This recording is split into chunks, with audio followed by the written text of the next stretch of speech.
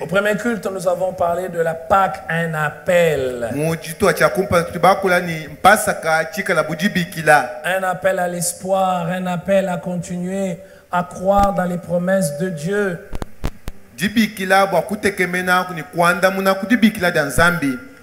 En ce deuxième culte, nous allons voir la deuxième partie de mon message. Donc vous pouvez suivre la première partie quand on va mettre ça sur YouTube. En ce deuxième culte, donc la deuxième partie de mon message, c'est que la Pâque, une manifestation de la puissance de Dieu.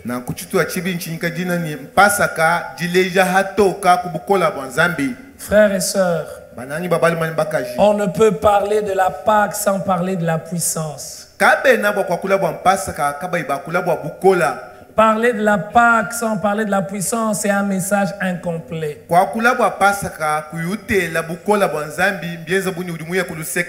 Lisons Matthieu chapitre 28, le verset 6. Il est dit ceci. Il n'est point ici. Il est ressuscité. Comme il l'avait dit. Qui n'est point ici? Jésus. Pourquoi il n'est pas là? Parce qu'il est ressuscité. Et l'ange appelle les femmes, il dit, venez, voyez le lieu où il était couché. Il n'y a plus rien, car il est ressuscité. Bien-aimés frères et sœurs, quand on parle de la résurrection, on fait allusion à la victoire sur la mort. Et Jésus a vaincu la mort. La mort fait trembler tous les hommes, du plus grand au plus petit, de celui qui est instruit à celui qui est moins instruit. La mort remplit les hommes de terreur. Car, frères et sœurs, aucun homme ne peut la vaincre. La mort est une conséquence du péché. On l'a vu, on l'a expérimenté après le péché. Parce que l'homme a résisté, a désobéi à Dieu.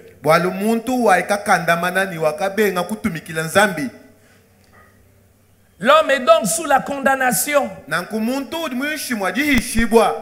Et de génération en génération, la mort a dominé. La mort est entrée par le péché. Aucun homme n'y peut rien. Mais le Fils de l'homme est venu. Pour faire quoi? Pour résoudre le problème de l'homme. Jésus n'est pas venu en touriste. Non. Il est venu résoudre les problèmes de l'homme. Apporter une solution définitive. Pas une solution partielle. Pas une solution à moitié. Une solution totale. Et quel est le véritable problème de l'homme? Le péché. Et Jésus est venu résoudre ce problème. Or, pour résoudre le problème du péché, il devait mourir. Ainsi donc, la mort de Jésus n'est pas un accident. Sa mort n'est pas un hasard. Il est venu pour mourir. Il devait mourir.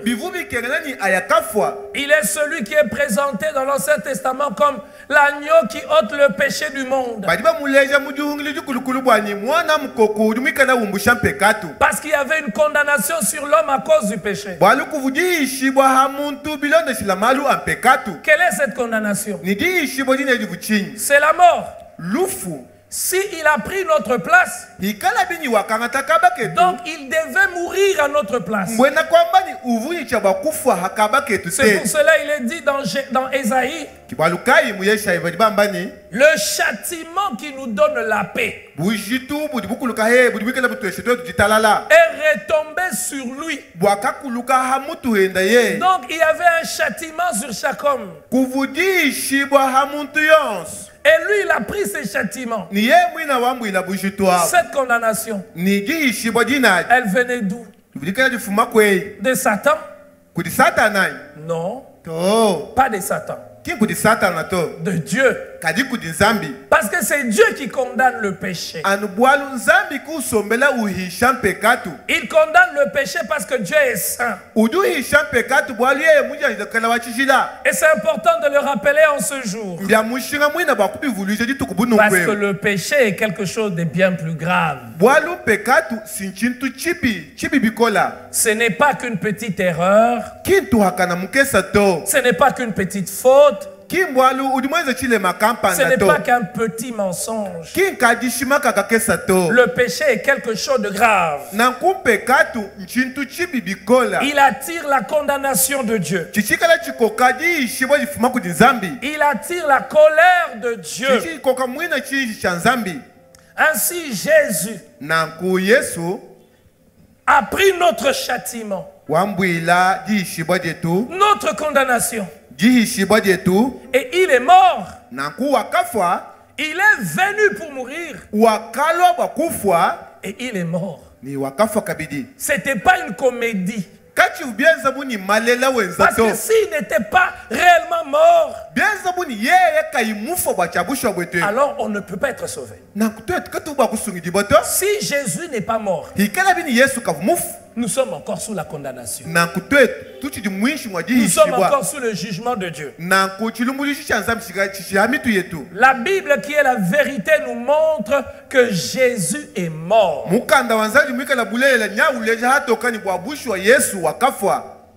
Et en mourant, j'essaie de le dire déjà tantôt, il a pris notre place, notre honte, notre opprobre. Le christianisme, frères et sœurs, ne se repose pas sur la vie de Jésus comme toutes les autres religions. Le christianisme a pour fondement sa mort. C'est sa mort qui donne même la valeur à toutes les Écritures. Parce que quand vous lisez déjà dans Genèse, on nous parle de sa mort. C'est par sa mort que nous avons la vie. Regardez toutes les tentatives humaines de se rapprocher de Dieu que l'on appelle religion. Quand le dirigeant ou le fondateur meurt, c'est un sujet de honte. Et parfois, on essaie de faire plusieurs explications. Mais pour nous, nous n'avons pas honte qu'il soit mort. Il a annoncé qu'il allait mourir. Et il est réellement mort. Pour résoudre le problème que nous avions et qu'aucun ange, qu'aucun homme ne pouvait résoudre.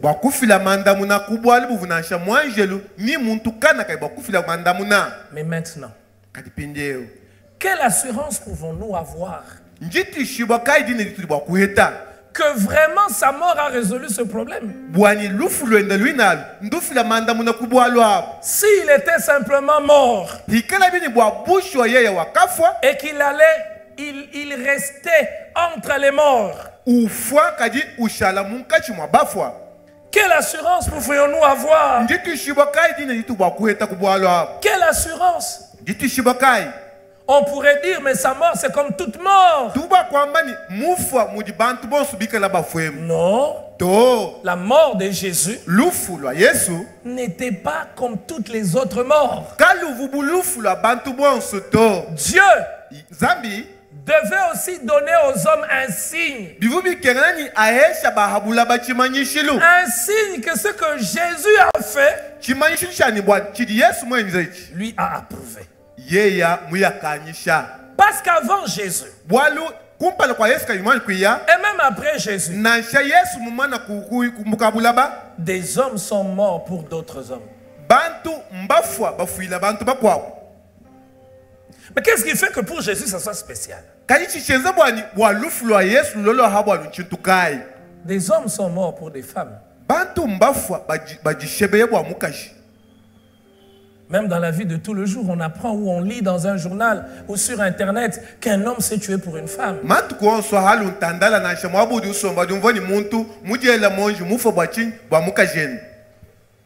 Mais est-ce que la mort de cet homme a le même poids que la mort de Jésus?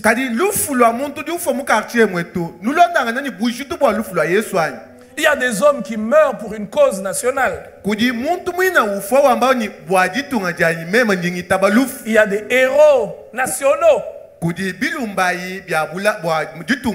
Il y a des gens qui se battent à l'armée.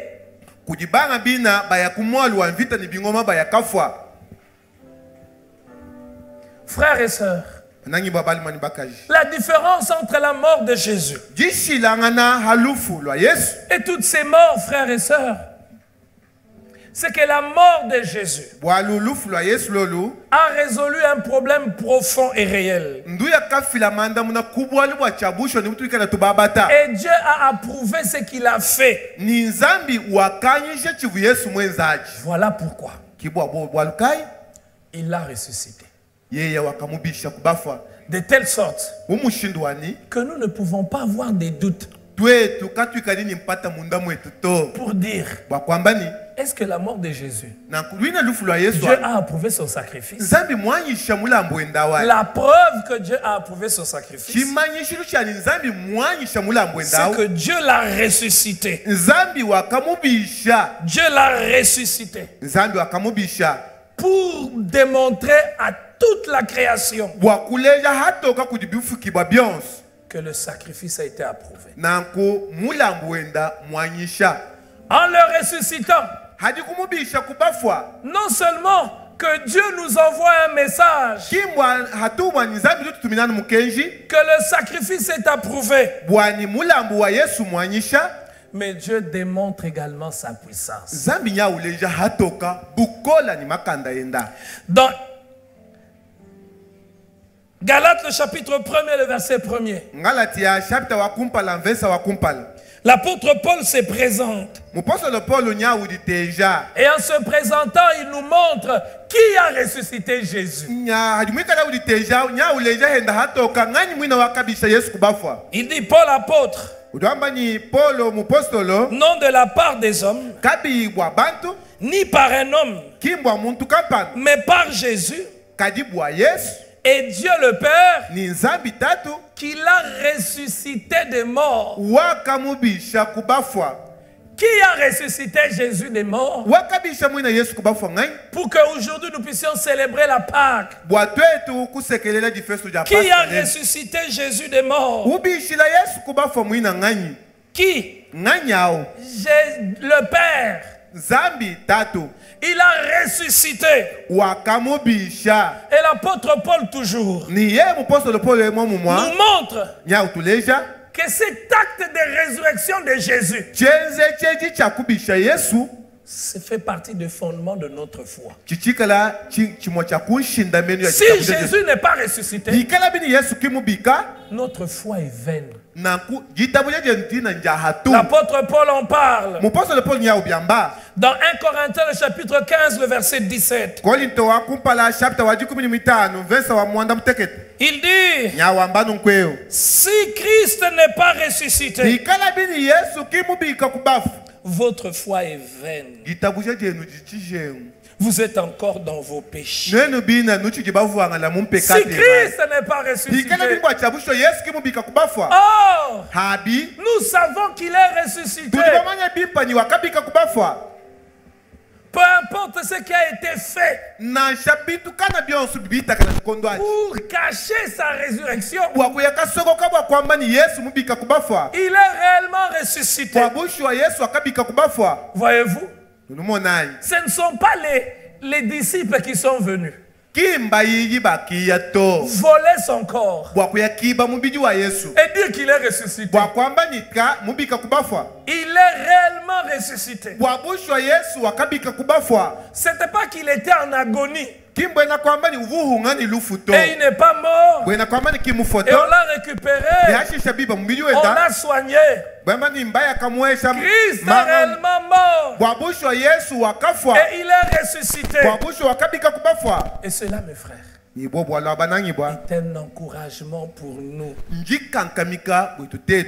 Voyez-vous pourquoi?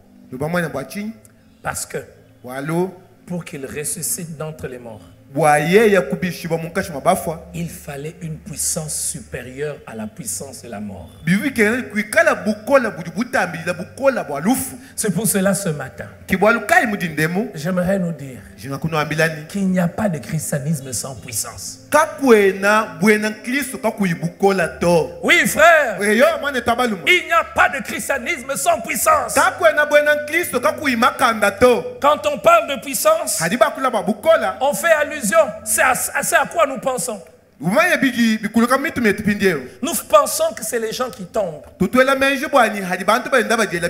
les gens qui crient. C'est un spectacle qu'il y a dans une église. Non, frère. Ces choses peuvent être la manifestation de la puissance. Mais la puissance est bien plus que cela. La puissance, c'est Dieu puissant qui déploie sa main pour intervenir et résoudre un problème des hommes.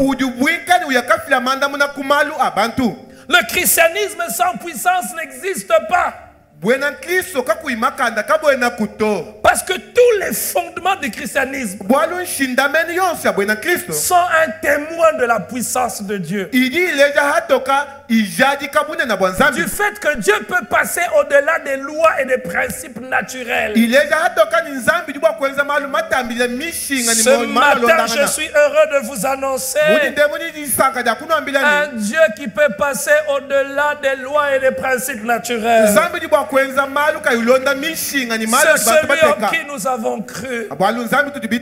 Voyez-vous, j'aimerais vous donner quelques exemples. Comment est-ce que Jésus est venu sur la terre? Par la manifestation de la puissance de Dieu.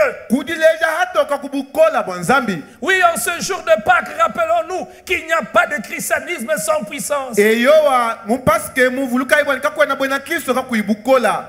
C'est pas qu'il est venu par la rencontre d'un homme et d'une femme. Une femme a été choisie. Et on lui a dit que la grâce t'est faite. La biologie nous montre qu'il faut l'apport de l'homme et l'apport de la femme pour qu'un enfant puisse naître. Mais il n'y a pas eu besoin d'apport d'hommes et de femmes pour qu'il puisse naître. Il est venu sur la terre par un miracle. Sans l'apport d'un homme. La Vierge était enceinte. N'est-ce pas un miracle? Et s'il y a quelqu'un ce matin qui ne croit pas au miracle, qui dit que les miracles n'existent pas, il n'y a pas de christianisme sans puissance. Regardez, quand il meurt, le voile du temple se déchire. Pas de bas en haut, mais de haut en bas. Et c'était des voiles qui pesaient. Un voile qui pesait. Il est ressuscité d'entre les morts le troisième jour, comme il avait dit. Et regardez quand il est ressuscité, il dit à ses disciples, avant d'être enlevé, ne quittez pas Jérusalem, attendez jusqu'à ce que vous puissiez recevoir quoi? La puissance. Frère, ce message du deuxième culte, c'est déjà une annonce pour la Pentecôte. Parce que même dans la chronologie, après la croix, il y a la Pentecôte. La croix ouvre la porte à la puissance. Une croix qui n'ouvre pas la porte à la puissance, ce n'est pas la croix de Jésus. C'est pour cela que nous n'avons pas besoin d'un signe de croix. Fais avec l'or. Fais avec le bois. Fais avec le marbre. Nous n'avons pas besoin de signes de croix. Nous n'avons pas besoin du signe de croix sur nos têtes. Nous n'avons pas besoin du signe de croix sur nos têtes en signe de bénédiction. Parce qu'il n'y a pas deux croix qui ouvrent la porte à la puissance de Dieu dans l'humanité. Ce n'est pas ce signe-là. Mais c'est l'acte qui a été accompli à la croix de Golgotha. C'est pour cela celui qui est ressuscité a dit à ses disciples, ne quittez pas. Attendez à Jérusalem jusqu'à ce que vous allez recevoir une puissance. Le Saint-Esprit survenant sur vous. Et voyez-vous, quand ils sont restés, le jour de la Pentecôte, qu'est-ce qui s'est passé? Des hommes ordinaires sont devenus des hommes extraordinaires. Il n'y a pas de christianisme sans puissance. Comment pouvez-vous comprendre que l'on puisse dire à un homme, Jésus t'aime, donne ta vie à Jésus? Cette personne qui est fermée, cette personne qui est rebelle, cette personne qui est endurcie, on lui dit cela et puis il change de direction. Cela ne peut être le résultat de l'éloquence. Cela ne peut être le résultat de l'instruction. Il y a une puissance. C'est cette puissance qui fait que la prostituée peut écouter la parole de Dieu qui semble comme un discours ordinaire, mais elle va pleurer sur son péché. C'est cette puissance-là qui fait qu'un homme perdu dans l'alcool, esclave, perdu dans l'immoralité, peut écouter la parole de Dieu et changer de vie, faire demi-tour.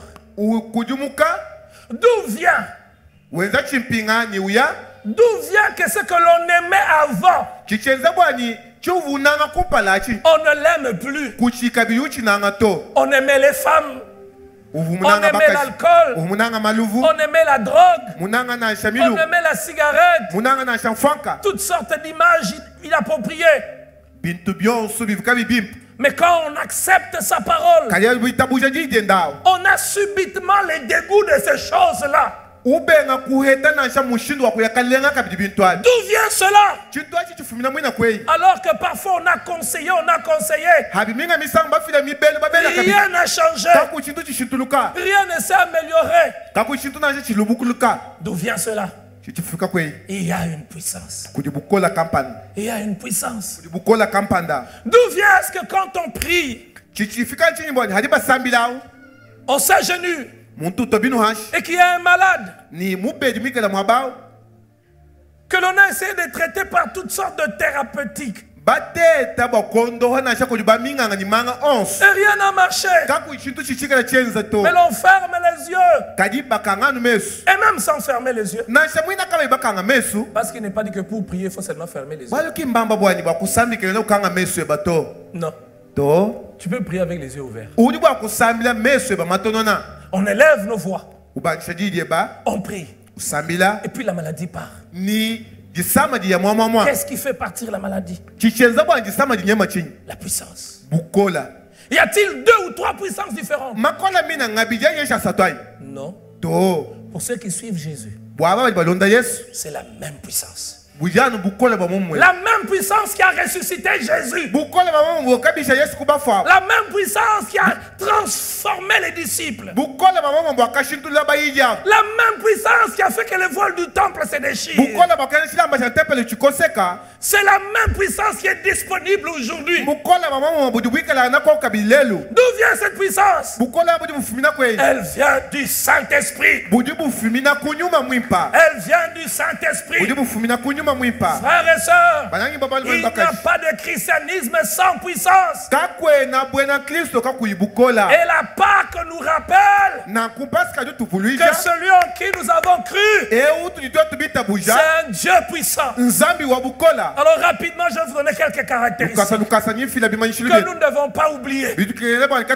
La puissance de Dieu est une puissance illimitée. Dieu n'a pas de limite. Ce matin, puisse ton cœur être rassuré que la puissance de Dieu n'a pas de limite. Il peut agir n'importe où, n'importe quand, n'importe comment. La puissance de Dieu, elle est attachée à la nature de Dieu. Comme ça, frère, que Dieu n'utilise pas sa puissance pour faire le mal. Parce que Dieu est bon. Regarde ton voisin et dis-lui, Dieu est bon. Il n'utilise pas sa puissance pour faire le mal. Il utilise sa puissance toujours pour faire le bien. Si Dieu est puissant et que sa puissance n'est pas attachée à sa nature, on aurait peur. Tout puissant mais maléfique. Frères et sœurs, la puissance de Dieu n'est pas limitée à une période. J'ai déjà dit qu'elle n'a point de limite, mais c'est important d'apporter cette autre caractéristique pour dire qu'il y a point de limite de temps.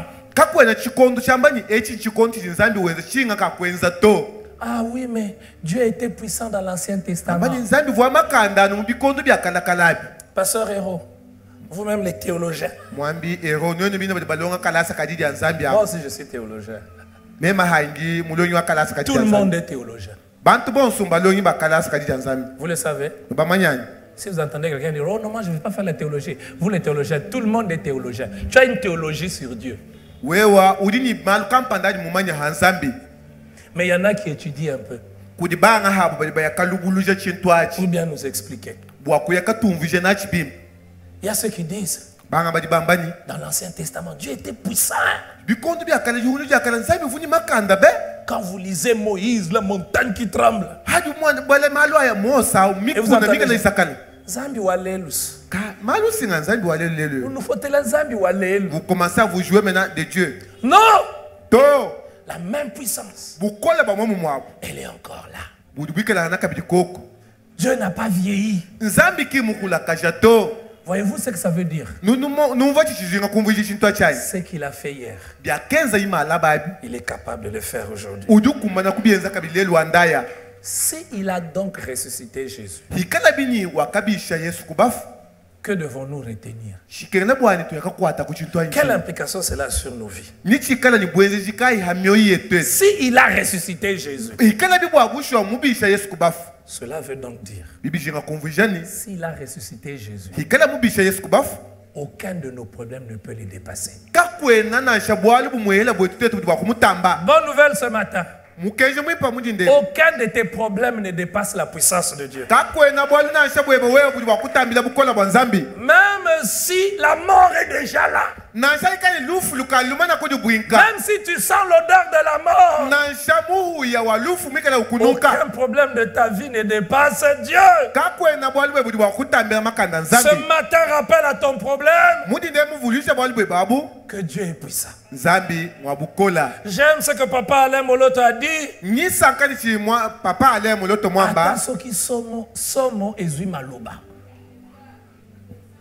Dites-le un peu, qui connaît toutes ces paroles-là? Vous ne connaissez pas ça? A changé Liwa Kombo. Il a changé le nom de la mort. Il a appelé la mort sommeil. Kongi. Qui est comme lui? Si donc il a ressuscité Jésus d'entre les morts, donc il n'y a aucun problème de la vie ici-bas qui le dépasse. Il n'a pas besoin d'aller chez un marabout. Tu vas aller te tuer inutilement. Tu n'as pas besoin d'une colombe. Tu n'as pas besoin qu'on allume le feu dans ta maison. Tu n'as pas besoin qu'on te lave.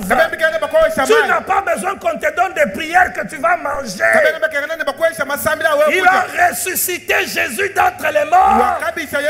Aucun de tes problèmes ne peut dépasser la puissance de Dieu. Tant qu'il est Dieu, c'est pas encore fini. Tant qu'il est Dieu, c'est pas encore fini. Je dis tant qu'il est Dieu, parce qu'il sera toujours Dieu. Il n'y a pas de possibilité qu'il ne soit jamais Dieu. Deuxième implication. Si il a ressuscité Jésus d'entre les morts, nous n'avons rien à craindre. C'est pour cela l'ange a dit aux femmes, ne craignez pas. J'aime dans l'Apocalypse, quand la femme pleure. Non, c'est pas la femme, c'est Jean. Il dit à Jean quoi? Ne pleure. Ce matin, Dieu te dit, j'ai ressuscité Jésus d'entre les morts. Ne pleure pas. Ne pleure. Pourquoi? Parce qu'il est. Un agneau a été immolé. Troisième implication. S'il a ressuscité Jésus d'entre les morts, c'est que Satan n'a plus aucun pouvoir sur nous. Aucun pouvoir. Savez-vous pourquoi? Parce qu'en Christ, nous sommes entrés dans un autre règne. Oh non, on va m'ensorceler. On a dit que si je vais au village, on va me bouffer. Si l'oncle là entre ses mains dans ma maison, c'est fini, c'est la mort. Tu sais à quelle alliance j'appartiens? Celui qui est mort et qui est ressuscité. Alors, qu'est-ce que la sorcellerie? Qu'est-ce que la magie?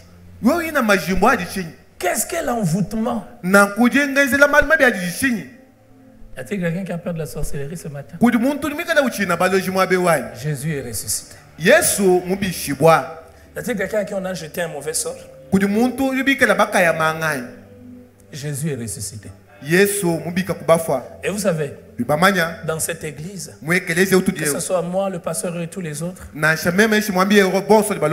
on n'a pas besoin de vous dire autre chose. Jésus est ressuscité. Parce qu'il est ressuscité. Si vous êtes en Christ, le diable ne peut pas dominer sur vous. As-tu besoin qu'on te mette l'huile sur ta tête? Will ou pas will, Jésus est ressuscité. As-tu besoin d'une eau? Que je cherche une bouteille d'eau, que je prie sur l'eau et propre. Jésus est ressuscité. Parce qu'il est ressuscité. En lui, nous avons la paix, la sécurité, le salut et la vie éternelle. Que Dieu bénisse sa parole ce matin.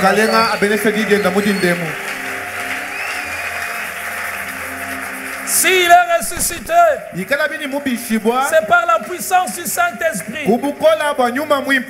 Et cette puissance, elle agit encore ce matin. Elle touche ton cœur. Elle te convainc. Elle te convainc. Elle te dit que tu n'es pas sur une bonne voie. Elle te dit, viens à moi. La même puissance qui a ressuscité Lazare. La puissance du Saint-Esprit. C'est la même puissance que le Saint-Esprit utilise encore pour parler à ton cœur. Viens à moi. Il n'y a pas de puissance dans le péché. Vous savez, dernièrement, j'ai prié. Et cette pensée est venue dans mon cœur. Il n'y a pas de guérison dans le péché. Il y a des gens qui prient pour la guérison de leur corps, mais qui sont dans le péché. Des gens qui prient pour vivre la puissance de Dieu, mais dans le péché. Il n'y a de la puissance que lorsqu'on se soumet à Dieu. Parce qu'aucune personne ne peut manipuler la puissance de Dieu. Même pas moi. Pas Rabbi. Pas mon frère Zama. Pour vivre cette puissance, il faut venir à Jésus. Ce matin, si tu n'as pas encore donné ta vie à Jésus, tu peux lui donner ta vie en prenant cette décision dans ton cœur. Ce dimanche de Pâques 2025, je te donne mon cœur. Et tu peux manifester cette décision de ton cœur en levant ta main. Si tu n'as jamais donné ta vie à Jésus et que tu veux le faire ce matin, lève ta main là où tu es. Et Jésus t'attend. Merci papa. Lève bien ta main. Lève aussi ta main. Lève aussi ta main. Lève aussi ta main derrière. Lève aussi ta main. Et j'aimerais vous inviter ici. J'aimerais vous inviter ici. Venez ici, on va prier.